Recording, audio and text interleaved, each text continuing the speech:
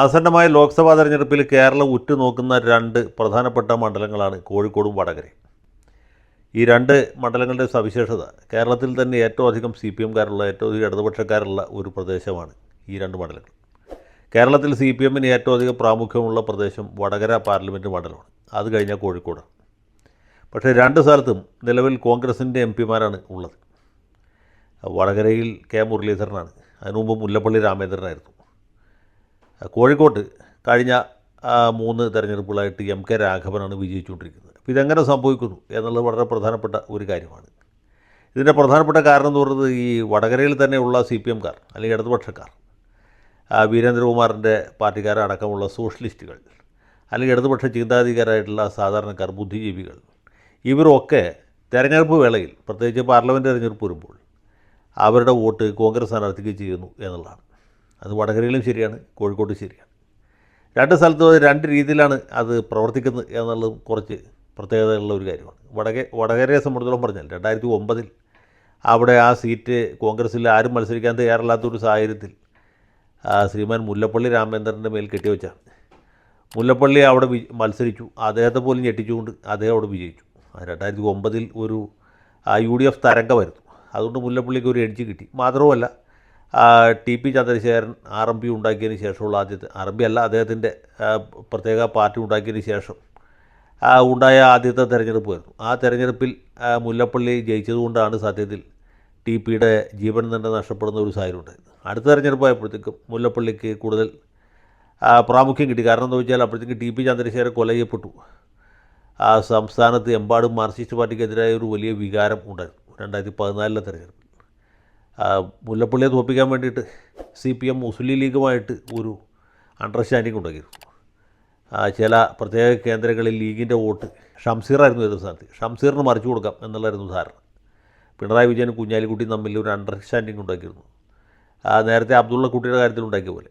എന്നിട്ട് പോലും ഈ മാർക്സിസ്റ്റ് വിമതന്മാരുടെയും മറ്റ് ഇടതുപക്ഷ വോട്ടുകളുടെയൊക്കെ ഒരു വലിയ കേന്ദ്രീകരണം മുല്ലപ്പള്ളിയിലേക്ക് ഉണ്ടായതുകൊണ്ട് മുല്ലപ്പള്ളി അന്ന് ജയിച്ചു. പക്ഷേ ഭൂരിപക്ഷം വളരെ കുറവായിരുന്നു. കാരണം ഈ തലശ്ശേരി, കൂത്തുപറമ്പ് എന്ന് പറഞ്ഞ 2 മണ്ഡലങ്ങളുണ്ട്. അത് കണ്ണൂർ ജില്ലയിലാണ്. അതും കൂടി ചേർന്നാണ് വടകര മണ്ഡലം. ആ ഭാഗത്തു നിന്നുള്ള വോട്ട് ഷംസീറിന് കൂടുതലായിട്ട് കിട്ടി. പിന്നെ നേരത്തെ പറഞ്ഞ പോലെ ലീഗുകാരുടെ ഒരു അടിവലിവ് വേറെയും ഉണ്ടായി. എന്നിട്ട് മുല്ലപ്പള്ളി തന്നെ വിജയിച്ചു. കഴിഞ്ഞ തെരഞ്ഞെടുപ്പ് ആയപ്പോഴത്തേക്കും മുല്ലപ്പള്ളി നിൽക്കാൻ തയ്യാറല്ല. മുല്ലപ്പള്ളിക്ക് പരാജയഭീതി കൊണ്ടാണ് അദ്ദേഹം നിൽക്കുകയില്ല എന്ന്. പിന്നെ അദ്ദേഹം KPCC അധ്യക്ഷനായതുകൊണ്ട് അദ്ദേഹത്തെ നിർബന്ധിച്ച് നിർത്താനും പറ്റുകയില്ല. വടകര മത്സരിക്കാൻ ഒരാളെ കിട്ടാതെ കോൺഗ്രസ് പാർട്ടി വല്ലാതെ വിഷമിച്ചു പോയി.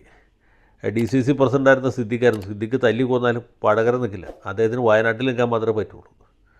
പിന്നീട് മറ്റ് പല പേരുകളും അവിടെ ചർച്ച ചെയ്യപ്പെട്ടു. അവസാനം ഉമ്മൻചാണ്ടിയാണ് K മുരളീധരനോട് വടകര പോയി മത്സരിക്കാൻ പറഞ്ഞു. K മുരളീധരൻ വടകരയിൽ ചെന്ന് ഇറങ്ങിയതേ ഓർമ്മയുള്ളൂ. കാരണം അത്ര വലിയ സ്വീകരണമായിരുന്നു. അത്രയും ആവേശത്തോട്ടാണ് വടകരയുള്ള കോൺഗ്രസ്സുകാരും മുസ്ലിം ലീഗുകാരും മുരളീധരനെ എതിരേറ്റത്. ആ സെക്കൻഡിൽ തന്നെ എതിർ സ്ഥാനാർത്ഥി P ജയരാജൻ പരാജയപ്പെട്ടു കഴിഞ്ഞു. സത്യം പറഞ്ഞാൽ P ജയരാജനെ തോൽപ്പിക്കാൻ വേണ്ടിയിട്ടാണ് വടകര നിർത്തിയത്, അദ്ദേഹത്തോടുള്ള സ്നേഹം കൊണ്ടല്ല. P ജയരാജനെ കണ്ണൂർ ജില്ലാ സെക്രട്ടറി സ്ഥാനത്ത് മാറ്റാനുള്ള പിണറായി വിജയൻ്റെയും അദ്ദേഹത്തിൻ്റെ അടുക്കള സംഘത്തിൻ്റെയും ഒരു ഗൂഢാലോചനയുടെ ഫലമായിരുന്നു P ജയരാജൻ്റെ സ്ഥാനാർത്ഥിത്വം. അത് വേറെ ആരെങ്കിലും ജയരാജന് തന്നെ അറിയാമായിരുന്നു. അതുകൊണ്ട് ജയരാജൻ മത്സരിച്ച് ഇനി ജയിച്ചാൽ തന്നെ പാർലമെൻറ്റിൽ പോയിട്ട് എന്ത് ചെയ്യും എന്നുള്ള വേറൊരു വലിയ ചോദ്യമായിരുന്നു. കാരണം ജയരാജന് ഇംഗ്ലീഷും അറിയില്ല, ഹിന്ദി അറിയില്ല, ദേശീയ ഭാഷകളൊന്നും അറിയില്ല.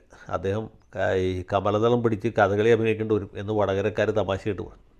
ആ സമയത്താണ് മുരളീധരൻ വന്നത്. അതുകൊണ്ട് പിന്നെ ജയരാജൻ്റെ ജോലി എളുപ്പമായി. അദ്ദേഹത്തിന് വെറുതെ മത്സരിക്കാൻ തോക്കുക എന്നുള്ള ഉത്തരവാദിത്തം മാത്രമായി. മുരളീധരൻ വന്നു, മത്സരിച്ചു, വലിയ ഭൂരിപക്ഷത്തോടെ അവിടെ വിജയിച്ചു, വെന്നിക്കുടി പറിച്ചു. അദ്ദേഹം കഴിഞ്ഞ 5 കൊല്ലമായിട്ട് മണ്ഡലത്തിൽ നിറഞ്ഞു നിൽക്കുന്നു. പിന്നെ K മുരളീധരൻ എന്ന് വെച്ചാൽ അത്ര എളുപ്പത്തിൽ തോൽപ്പിക്കാൻ പറ്റിയൊരു സ്ഥാനാർത്ഥിയുമല്ല. അതുകൊണ്ട് മുരളിക്കെതിരെ ശൈലജ ടീച്ചർ ഇറക്കിയപ്പോഴും ഏതാണ്ട് പിണറായി വിജയൻ്റെ പഴയ വക്രബുദ്ധി തന്നെയാണ് പ്രവർത്തിച്ചത്. കാരണം ശൈലജ ടീച്ചർ എന്ന് പറഞ്ഞാൽ കേരള നിയമസഭയിൽ സാമാന്യ ഗ്ലാമറുള്ള ഒരു അംഗമാണ്. അവർ ഇത്തവണ മന്ത്രിസഭയിൽ ഉൾപ്പെടുത്തും എന്ന് അവരുടെ ഏറ്റവും വലിയ ശത്രുക്കൾ വരെ വിചാരിച്ചു. പക്ഷേ അവർ ഉൾപ്പെടുത്തിയില്ല. കാരണം അവർ ഉൾപ്പെടുത്തി കഴിഞ്ഞാൽ ഇദ്ദേഹത്തിൻ്റെ മരുമോൻ്റെ ഗ്ലാമർ കുറഞ്ഞു പോകും എന്നതുകൊണ്ട്. രണ്ടാമത് പിണറായി വിജയനേക്കാൾ കൂടിയ ഭൂരിപക്ഷത്തിലാണ് ശൈലജ ടീച്ചർ വിജയിച്ചത്. അപ്പോൾ അങ്ങനെ ഒരാൾ ഇനി മന്ത്രിസഭയിൽ ഇരിക്കുന്ന അത്ര ശരിയല്ല എന്ന് തോന്നിയതുകൊണ്ട് പുള്ളി ഈ ശൈലജ ടീച്ചറെ ഒഴിവാക്കുകയും പ്രഗത്ഭയും പ്രതിഭാധനയുമായ മറ്റൊരു മന്ത്രിയെ ആരോഗ്യവകുപ്പിന് വേണ്ടി കണ്ടെത്തുകയും ചെയ്തു. അത് വീണ ജോർജാണ്. അതിൻ്റെ ഫലം ഇപ്പോൾ പാർട്ടിയും സർക്കാരും അനുഭവിച്ചുകൊണ്ടിരിക്കുകയാണ്. വീണ ജോർജിൻ്റെ ഭരണപരിഷ്കാരങ്ങൾ അവർ ഓരോ ഘട്ടത്തിലും എടുത്ത നിലപാടുകൾ, അത് കൊട്ടാരക്കരയിലെ ഡോക്ടറുടെ കൊലപാതകമായാലും കോഴിക്കോട് മെഡിക്കൽ കോളേജിലെ നേഴ്സിൻ്റെ സസ്പെൻഷൻ ആണെങ്കിലും ഒക്കെ കണ്ടുകൊണ്ടിരിക്കുന്ന ഒരു സാഹചര്യമാണ്. അങ്ങനെ ഇരിക്കുമ്പോൾ ശൈലജ ടീച്ചറെ ഇനി വടകര നിർത്തി ജയിപ്പിച്ച് കഴിഞ്ഞാൽ അവരുടെ ഉത്തരവാദിത്തോടെ കഴിയും അവർ ഡൽഹിക്ക് പോകും. ഇനി തോറ്റു കഴിഞ്ഞാൽ ടീച്ചറുടെ ഗ്ലാമറിന് വലിയ കുറവ് സംഭവിക്കും. എന്ത് തന്നെ സംഭവിച്ചാലും പിണറായി വിജയൻ്റെ പകരക്കാരൻ ആരാണെന്ന് ചോദിക്കുമ്പോൾ ആരും ശൈലജ ടീച്ചറുടെ പേര് പറയുന്നത്. ഇത്രയേ ഉള്ളൂ അദ്ദേഹത്തിൻ്റെ ഉദ്ദേശം. അതിൻ്റെ ഭാഗമായിട്ടാണ് ടീച്ചറെ വടകര കൊണ്ട് നിർത്തി. ടീച്ചർക്കും അവിടെ മത്സരിക്കാൻ താല്പര്യം ഉണ്ടായിട്ടൊന്നുമല്ല. ഇന്ത്യൻ പാർലമെൻറ്റിനെ പിടിച്ചു കുലുക്കി കളയാം, ഒരു മൗവ മൊയ്ത്രയായി കളയാം എന്ന് വിചാരിച്ചിട്ടൊന്നുമല്ല പാവം ടീച്ചർ വടകര മത്സരിക്കുന്നത്.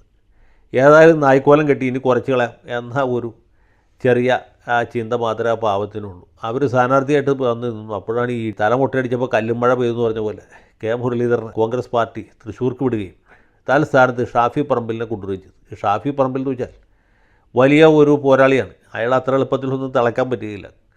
ഷാഫി പറമ്പിൽ വന്നപ്പോൾ പണ്ട് മുരളി വന്നതിനേക്കാളും വലിയ ആവേശത്തോട്ടാണ് വടകരക്കാർ അദ്ദേഹത്തെ എതിരേറ്റത്. എന്താണ് സോഡിയം വെള്ളത്തിലിട്ട പോലെ പ്രവർത്തിക്കുന്ന ഒരു കോൺഗ്രസ്സുകാരനാണ് ഷാഫി പറമ്പിൽ. അയാളെ അത്ര എളുപ്പത്തിലൊന്നും തോൽപ്പിക്കാൻ പറ്റുകയില്ല, എന്ന് മാത്രമല്ല പിടിച്ചു കെട്ടാനും പറ്റുകയില്ല. അങ്ങനെ ഷാഫി ഒരു വലിയ തരംഗമായിട്ട് വടകരയിൽ മാറി. എന്നാലും പരമ്പരാഗത ശക്തി കേന്ദ്രങ്ങളൊക്കെ ഉണ്ട് CPM-ന്. പിന്നെ വോട്ട് ചെയ്യാനും കള്ളവോട്ട് ചെയ്യാനും ഒക്കെയുള്ള സംവിധാനങ്ങൾ വേറെയുമുണ്ട്. പക്ഷേ ഈ TP ചന്ദ്രശേഖരൻ്റെ കൊലക്കേസിൽ വിധി വന്ന് നേരത്തെ സെഷൻസ് കോടതി വെറുതെ വിട്ട ചില ധീര സഖാക്കളെ കൂടി ശിക്ഷിച്ചതിൻ്റെ തൊട്ട് പുറകെയാണ് ഈ തെരഞ്ഞെടുപ്പ് വരുന്നത് എന്നുള്ളത് വളരെ ശ്രദ്ധേയമാണ്. TPയുടെ ഓർമ്മകൾ ഇപ്പോഴും വടകരയിൽ പച്ച പിടിച്ച് നിൽക്കുകയാണ്. ആ ഓർമ്മകൾക്കെതിരെയാണ് ശൈലജ ടീച്ചറുടെ ആദ്യത്തെ യുദ്ധം. അതിന് പുറമെയാണ് ഇപ്പോൾ ഭരണമുന്നണിയെ പിടിച്ചു കുലുക്കുന്ന മറ്റ് പല വിവാദങ്ങളും അപവാദങ്ങളും ഉണ്ടായിട്ടുള്ള ഒന്ന് മെഡിക്കൽ കോളേജിലെ നേഴ്സിൻ്റെ സ്ഥലമാറ്റവുമായി ബന്ധപ്പെട്ട വിവാദമാണ്. അല്ലെങ്കിൽ ഇപ്പോൾ DYFIക്കാരുടെ ജീവൻ രക്ഷാ പ്രവർത്തനം, SFIക്കാരുടെ പൂക്കോട് മാതൃകയിലുള്ള കൊലപാതകം, ഇങ്ങനെയൊക്കെയുള്ള ഒരുപാട് വിവാദങ്ങൾ പിന്തുടർന്നു. അതിന് പുറത്താണ് നവകേരള സദസ്സ് ഉണ്ടാക്കിയ വലിയ ആഘാതം, കേരളീയം പരിപാടി. ഇതൊക്കെ മുഖ്യൻ്റെ മുഖാമുഖത്തിലുണ്ടായ തിരുമാലിത്തരങ്ങൾ, ഇതെല്ലാം കൂടി ചേർന്ന് ഇടതുപക്ഷത്തെ വല്ലാത്തൊരു പ്രതിസന്ധിയിലെത്തിയിരിക്കുകയാണ്. അങ്ങനെ കേരളത്തിൽ തന്നെ ഏറ്റവും ഉറപ്പുള്ള മണ്ഡലത്തിൽ അവരുടെ ഏറ്റവും ശക്തിയായ ഏറ്റവും ഗ്ലാമറസ് ആയിട്ടുള്ള കാൻഡിഡേറ്റ് വളരെയധികം ബുദ്ധിമുട്ടുന്ന കാഴ്ചയാണ് നമ്മൾ വടകരയിൽ കാണുന്നത്. അപ്പോൾ എല്ലാ ഘടകങ്ങളും വച്ചു നോക്കുമ്പോൾ വടകരയിൽ ഷാഫി ജയിക്കാൻ സാധ്യത കൂടുതലായിട്ട് കാണുന്നു.